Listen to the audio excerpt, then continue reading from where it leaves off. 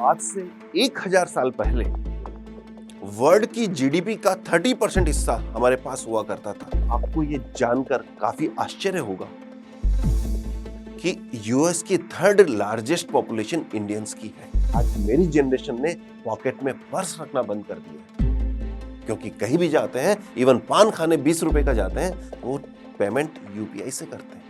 गर्मी इंडिया में हमें परेशान करती है, वही हमारी सबसे बड़ी ताकत बनने वाली है। उस समय आप अपने बच्चों से पूछोगे, बेटे आज बाजार कैसा रहा? बेटा कहेगा, सर कुछ नहीं, आज कोई मोमेंट ही नहीं था, सिर्फ 60,000 पॉइंट डाउन था। ये 60,000 पॉइंट आज टोटल हम खड़े हैं। तो भारत, गर्व से संप्रभु ये भारत, विश्व मस्तक का तिलक ये भारत, जल सा अक्षुण्य ये भारत, सुखी समृद्ध संपन्न ये भारत। हेलो फ्रेंड्स, मैं पंकज लड्डा पिछले 35 ईयर से स्टॉक मार्केट में एज ए इन्वेस्टर और ट्रेडर वर्क कर रहा हूं। मैं फाउंडर इन्वेस्ट आज फॉर कल आप सभी का स्वागत करता हूं स्टॉक मार्केट की इस जर्नी में। स्टॉक मार्केट अपने आप में एक बहुत डिफिकल्ट टास्क है, और ऐसे में जो सबसे इंपॉर्टेंट है वो है यहां रिसर्च करना कि आपको इन्वेस्टमेंट क्या करना है। यदि आपने रिसर्च अच्छी कर ली तो आपकी सक्सेस गारंटेड है। तो आइए हम उन पॉइंट्स पे आज बात करते हैं कि हमें रिसर्च की स्टार्टिंग कहां से करनी है। और सबसे पहले बात करते हैं कि किस जगह, किस कंट्री में इन्वेस्टमेंट करना है। यदि हम देखें तो सबसे पहले हमें यह डिसाइड करना होगा कि हमें इन्वेस्टमेंट किस कंट्री में करना है। यदि यह पॉइंट हमारा काम हो जाए तो हमारे लिए इन्वेस्टमेंट करना काफी आसान हो जाएगा। आज सबसे पहले हम बात करते हैं हमारे अपने देश भारत की कि क्या इसमें पॉसिबिलिटीज हैं और अभी तक हम कहां थे, कहां हैं और कहां होने वाले हैं। ये भारत जो सोने की चिड़िया हुआ करता था, इस चिड़िया को कमजोर समझकर हजारों वर्षों तक लूटा गया। लेकिन फिर भी आज हम जिस जगह हैं वो वास्तव में बड़ी डिफिकल्ट सिचुएशन से निकलकर हम आए हैं। और लास्ट के कुछ सालों में तो यहां तक हुआ कि इस चिड़िया को यहां रहकर न सिर्फ लूटा गया बल्कि भोगा भी गया। आज हम कहां थे इस बात पे डिस्कस करते हैं। आज से 1000 साल पहले वर्ल्ड की जीडीपी का 30% हिस्सा हमारे पास हुआ करता था। जी हां, 30%। और उससे थोड़ा सा आगे जाएं, यानी कि 1500 एडी में वर्ल्ड की जीडीपी का 40% हिस्सा हमारे पास हुआ करता था। ये वो समय था जब हम अपने टॉप पर हुआ करते थे।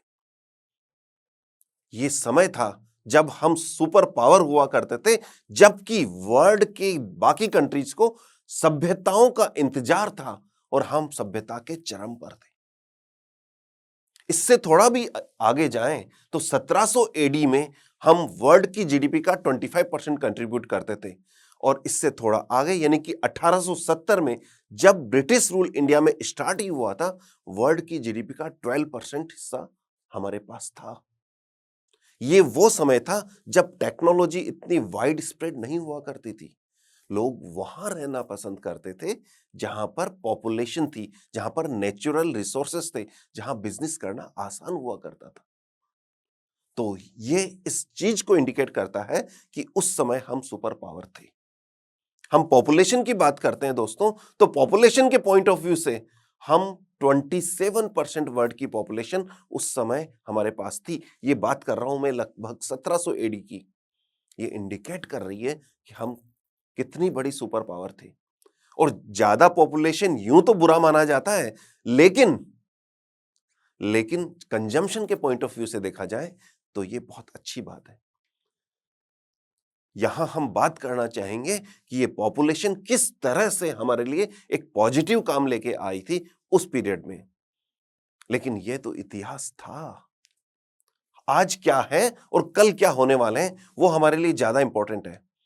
आज हम आजादी का 75वां वर्ष मना रहे हैं, अमृत महोत्सव मना रहे हैं। लेकिन इन 75 सालों में हम लोगों ने क्या पाया और अगले 25 साल में हम कहां जाने वाले हैं, इसी पे चर्चा करते हैं। इन 75 ईयर्स में यदि हम देखें तो जीडीपी के पॉइंट ऑफ व्यू से आज हम 5th लार्जेस्ट इकोनॉमी है। अभी अभी यूके को पीछे छोड़कर 5th लार्जेस्ट इकोनॉमी हुए हैं। और यह स्पीड अभी कम होने वाली नहीं है। मेक इन इंडिया और वोकल फॉर लोकल जैसे प्रोजेक्ट्स, गवर्नमेंट के प्रोजेक्ट्स हमें हमारी इकोनॉमी को स्पीड देने वाले हैं। यहां कुछ कम नहीं होने वाला है। 1% भी डाउट आप अपनी इकोनॉमी पे मत कीजिएगा। आज हम 5th लार्जेस्ट इकोनॉमी है और जबकि सन 2000 में हम 13th नंबर पे थे, 13वें नंबर पे थे। ये तो स्पीड है पिछले 20 सालों की। यहां हम बात करते हैं चाइना की। यदि हम देखें तो वर्ल्ड की सभी कंपनीज ने, सभी फॉर्च्यून 500 कंपनीज ने यह माना है कि चाइना के कंपैरिजन में इंडिया इन्वेस्टमेंट का एक बेहतर जगह है। यदि ऐसा है तो आप सोचिए क्या स्पीड मिलने वाली है। रिसेंटली आपने देखा कि आईफोन 14 का प्रोडक्शन इंडिया में होने जा रहा है। यह सिर्फ आईफोन 14 नहीं है, पीएलआई स्कीम के तहत और चाइना +1 स्कीम के तहत ये मान के चलिए वर्ल्ड की सभी बेस्ट कंपनीज आपके पास आने वाली है। मुझे आश्चर्य नहीं है कि आने वाले समय में या 2030 तक इंडिया वर्ल्ड का एक प्रोडक्शन हब बन के उभर जाए। यहां सिर्फ बाहर की कंपनीज ही नहीं, इंडियन बिजनेस हाउसेस भी कैपेक्स कर रहे हैं और ये मान के चलिएगा उनके लिए भी production linked incentive scheme, PLI scheme benefit कर रही है, उन्हें मोटिवेट कर रही है। इंडिया कहां होने वाला है आप इमेजिन नहीं कर सकते। पॉपुलेशन फ्रंट पे बात करें तो जहां आज वेस्टर्न कंट्रीज ये मान के चल रही है कि कम बच्चे पैदा किए जाने चाहिए, जहां चाइना में 1 चाइल्ड पॉलिसी है, आज हमारे पास हमारी टोटल पॉपुलेशन का 50% हिस्सा 30 ईयर्स से कम लोग हैं। आज मैं जॉश टॉक के जैसे इस प्रीमिसेस में हूं, यहां पर सभी बच्चे मुझे 30 ईयर्स से नीचे लग रहे हैं और सब मुझे अंकल कह रहे हैं।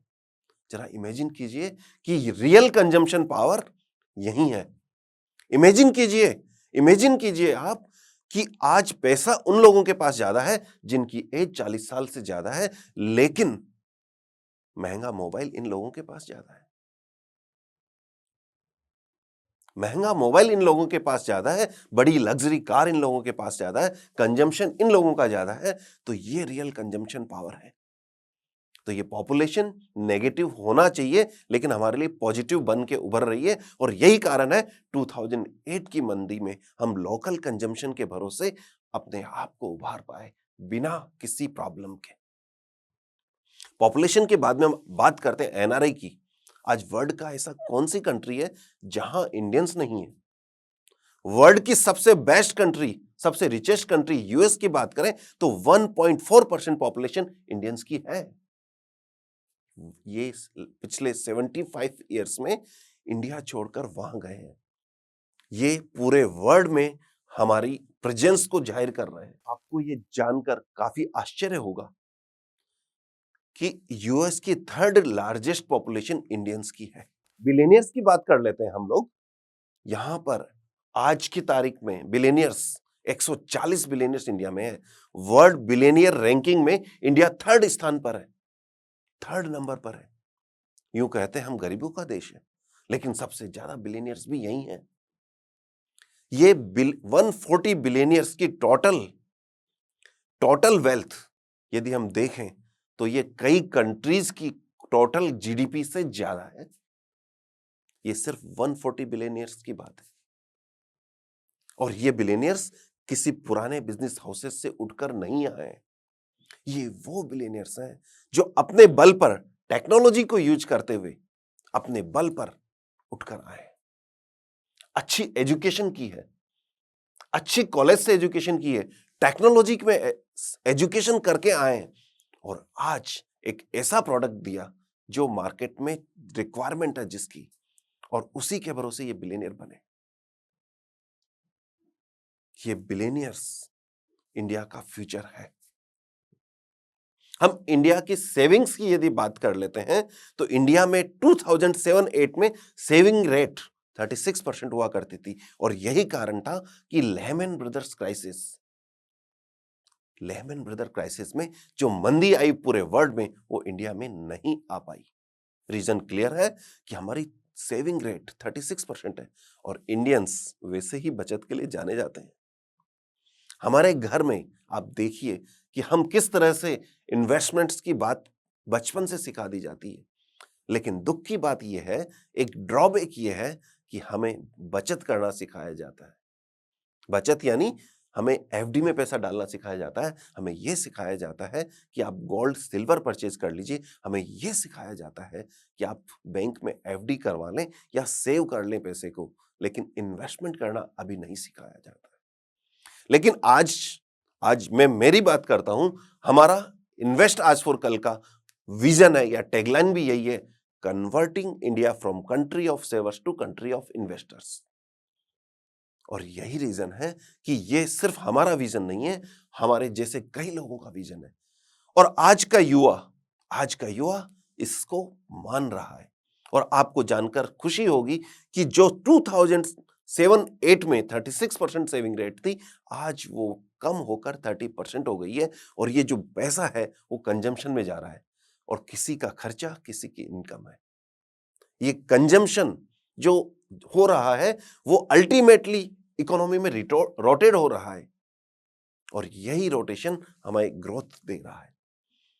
जनरली ये इकोनॉमिक्स में ये माना जाता है कि 30% से कम यदि सेविंग रेट है तो ठीक है, लेकिन 30 से ज्यादा है तो इसका मतलब क्लियर है कि पैसा इकोनॉमी में नहीं आ रहा है, वो डेड इन्वेस्टमेंट हो रहा है, चाहे वो रियल एस्टेट में हो, चाहे गोल्ड सिल्वर में हो। मुझे ऐसा लगता है कि जिस तरह से पिछले 12-13 साल में 36 to 30% आया है, अगले 10 साल में हमारी सेविंग रेट 20 to 30% के बीच में आ जाएगी, जो एक आइडियल सिचुएशन है। और ये जो पैसा है वो खर्चा होगा, स्पेंड होगा और हमारी कंपनीज को इसका बेनिफिट मिलने वाला है। और साथ ही साथ आपको ये जान के खुशी होगी कि पिछले 5 सालों में आपने सुना होगा, बिजनेस टाइकॉन सुनील भारती मित्तल ने कहा है कि आज के जैसा बिजनेस एनवायरनमेंट हमने पहले कभी नहीं देखा। इधर हम स्पेक्ट्रम का पेमेंट करते हैं, कुछ घंटों में स्पेक्ट्रम अलॉट होके आ जाता है। यहां तक कि मुकेश अंबानी जी का आपने स्टेटमेंट रिसेंटली सुना होगा कि आज जितनी बिजनेस अपॉर्चुनिटीज इंडिया में है वो शायद पिछले सालों में नहीं थी, या उनके युवा होने के टाइम पर वो अपॉर्चुनिटीज नहीं थी। और ये सही बात है कि कितने से लोग उस समय बिलियनियर हुआ करते थे, लेकिन आज कितने लोग बिलियनियर हैं। ये रीजन है कि पॉलिटिकल स्टेबिलिटी के कारण गवर्नमेंट क्लियर कट 5-10 साल के लिए पॉलिसीज बना रही है और इंप्लीमेंट कर रही है। आज इंडिया में 105 यूनिकॉर्न है। ये रियल में वेल्थ क्रिएट कर रहे हैं और इनका मार्केट कैपिटलाइजेशन है $350 बिलियन। इन यूनिकॉर्न के 105 के अलावा भी लगभग 75,000 स्टार्टअप्स हैं। 75,000 स्टार्टअप्स। जरा इमेजिन कीजिएगा कि आज के टाटा, बिरला, अंबानी भी इसी तरह से छोटे से बड़े हुए हैं, लेकिन आज के यूनिकॉर्न की स्पीड ज्यादा है। जरा सोचिए, इन 75,000 में से यदि सिर्फ 1% भी यदि यूनिकॉर्न बन जाते हैं तो 7,500 यूनिकॉर्न होंगे, जो अगले 5 से 10 साल में हम देख सकते हैं। कितना पोटेंशियल है। आज का युवा चाहता है कि इस स्टार्टअप में इनको जॉब मिले और ये बड़ा जॉब क्रिएटर है। ये स्टार्टअप, यही स्टार्टअप है जो इंडिया के फ्यूचर को बनाएगा। टेक्नोलॉजी के पॉइंट में बात कर लेते हैं। आज से 10 साल पहले क्या आप सोच सकते हैं कि आप ₹2 का पेमेंट भी ऑनलाइन कर सकते हैं, वो भी इंस्टेंटली? आज मेरी जनरेशन ने पॉकेट में पर्स रखना बंद कर दिया है, क्योंकि कहीं भी जाते हैं, इवन पान खाने ₹20 का जाते हैं तो वो पेमेंट यूपीआई से करते हैं। आपको जानकर खुशी होगी कि वर्ल्ड में यूपीआई के पेमेंट में 40% पेमेंट इंडिया में हो रहा है। और ये यूपीआई का जो पेमेंट है, ये पूरे वर्ल्ड में इंडिया का रुपए का प्रचार करने की सरकार की तरफ से प्रयास चल रहा है। आप यूपीआई के पेमेंट कितना हो रहा है? एक महीने में 60 करोड़ ट्रांजैक्शन हो रहे हैं। एक महीने में 60 करोड़ ट्रांजैक्शन क्या आप कभी सोच सकते हैं? जरा इमेजिन कीजिए, आपको यदि किसी को 89 रुपए पे करना हो रहा है तो आप कैसे पे करेंगे? आप 100 रुपए आप नहीं देना चाहते और सामने वाला 80 रुपए लेना नहीं चाहता, लेकिन यूपीआई ने इस पेमेंट की सुविधा को ऐसा बना दिया है, आराम से आप 89 रुपए भी पेमेंट कर सकते हैं। ये है पावर। और आपको जानकर फिर आश्चर्य होगा कि एक महीने में 10 लाख करोड़ से ज्यादा का पेमेंट यूपीआई से हो रहा है। 60 करोड़ ट्रांजैक्शन, 10 लाख करोड़ से ज्यादा का। सोचिए कितना बड़ा नंबर है। ये है इंडिया। कहां, किस उम्मीद में बैठे हैं आप लोग इंडिया? आइए बात करते हैं एनर्जी की। ये जो गर्मी इंडिया में हमें परेशान करती है, वो ही हमारी सबसे बड़ी ताकत बनने वाली है। जरा सोचिए कैसे।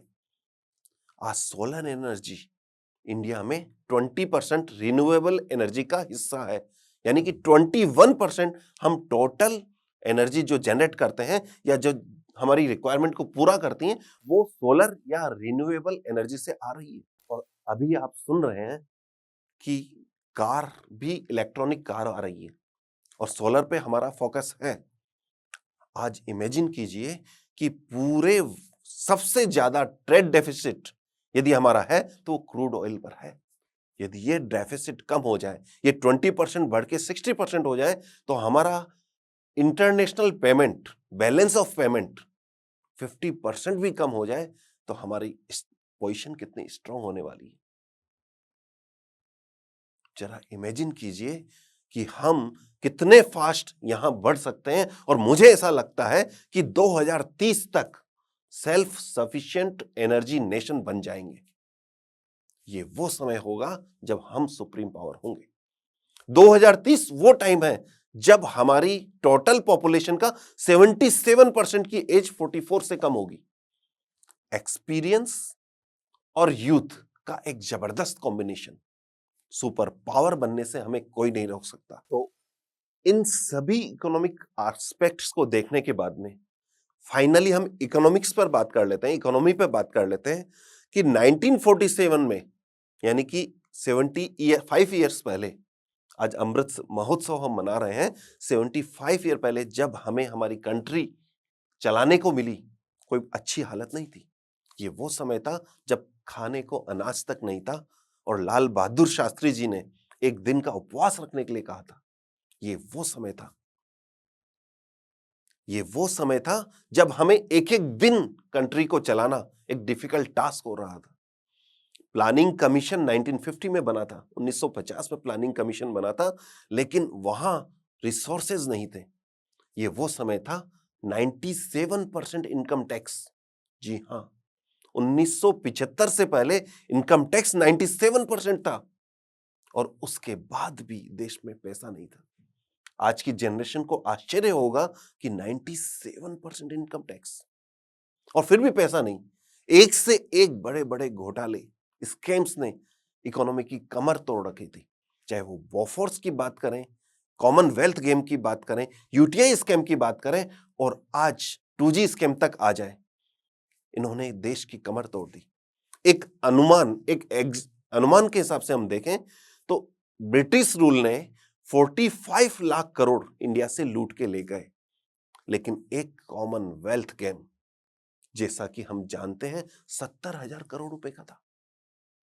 और 2G स्कैम कितना बड़ा था उसका तो आज तक हिसाब नहीं बन पाया है। ये चैलेंजेस पिछले 75 ईयर्स में हमने देखे हैं। इकोनॉमी हम कहां लेके जाएंगे, ये बहुत कुछ डिपेंड करता है कि हमारी इकोनॉमी में ट्रांसपेरेंसी कितने होने वाली है। ये वो समय था जहां से इंडिया की स्पीड बढ़ी है, इंडिया की ग्रोथ बढ़ी है। ये वो समय था जहां से इंडिया वर्ल्ड के लिए खुल गया था। जरा आज की जनरेशन की मैं बात करूं, इससे पहले लाइसेंस राज का ऐसा जाल फैला हुआ था कि किसी कंपनी को नए प्रोडक्शन के लिए सरकार से परमिशन लेनी पड़ती थी। एक बजाज का स्कूटर, जरा पूछिएगा अपने पेरेंट्स को, एक बजाज का स्कूटर लेने में 4 साल लगते थे। आज बुकिंग कराओ 4 साल बाद में। एक बीएसएनएल का लैंडलाइन नंबर लेने के लिए 4 साल लगते थे, जो काम आज 4 मिनट में हो जाते हैं। ये वो समय था और हम कहां आ चुके हैं। नटशेल में तो बस मैं इतना कहूंगा, कंक्लूजन में मैं बस इतना कहूंगा कि हमने 75 ईयर्स को देखा, 25 ईयर के ग्रोथ प्रोस्पेक्ट्स को देखा। चैलेंजेस हैं, लेकिन उसके आगे ही जीत है, इस डर के आगे ही जीत है। और इसमें कोई डाउट नहीं है कि पिछले 75 ईयर्स में इतने चैलेंजेस के बाद भी हम यहां पहुंचे हैं, तो अगले 25 ईयर्स बहुत अच्छे रहने वाले हैं। वो जो ग्रोथ है वो एक्सेलरेट अब होने वाली है। मैं मेरा एक्सपीरियंस शेयर करता हूं आपसे। 1988-89 में जब मैंने स्टॉक मार्केट में एंट्री की थी, सेंसेक्स हुआ करता था 300 दोस्तों, मैं सेंसेक्स की बात कर रहा हूं, निफ्टी की बात नहीं कर रहा हूं। 300 सेंसेक्स। हमें ऐसा लगता था क्या सेंसेक्स कभी 1000 भी हो सकता है, लेकिन हुआ 1000 सेंसेक्स। हमें लगता था बहुत बड़ी चीज है। आज हम कितने पे खड़े हैं? 60,000 पर। यानी कि 1988 से लेकर अभी तक 35 इयर्स में 200x तो सेंसेक्स हो गया है। जरा इमेजिन करके आप बताइएगा और नीचे टाइप करके बताइए कि अगले 35 ईयर में यदि सेंसेक्स इसी स्पीड से बढ़ता रहे तो ये 60,000 वाला सेंसेक्स कितना हो सकता है। जो मेरे पीछे बैठे हैं, मैं उनसे पूछता हूं कि आप बताइए कितना हो सकता है। जो ये हो सकता है वो आप इमेजिन नहीं कर सकते, लेकिन आप टाइप करके जरूर बताइए। सिर्फ 30 सेकंड है आपको। और मुझे पर्सनली ऐसा लगता है कि 35 ईयर नहीं, वो काम 25 ईयर्स में हो जाएगा। आप में से ज्यादातर लोगों ने लिखा है 12 लाख या इससे कम फिगर, जबकि ये सेंसेक्स यदि 200x हो जाता है 1,20,00,000 होगा। 35 ईयर बाद में आपकी एज क्या होगी? अराउंड 60 के आसपास हो सकती है। मैं युवाओं से बात कर रहा हूं। उस समय आप अपने बच्चों से पूछोगे, बेटे आज बाजार कैसा रहा? बेटा कहेगा, सर कुछ नहीं, आज कोई मोमेंट ही नहीं था, सिर्फ 60,000 पॉइंट डाउन था।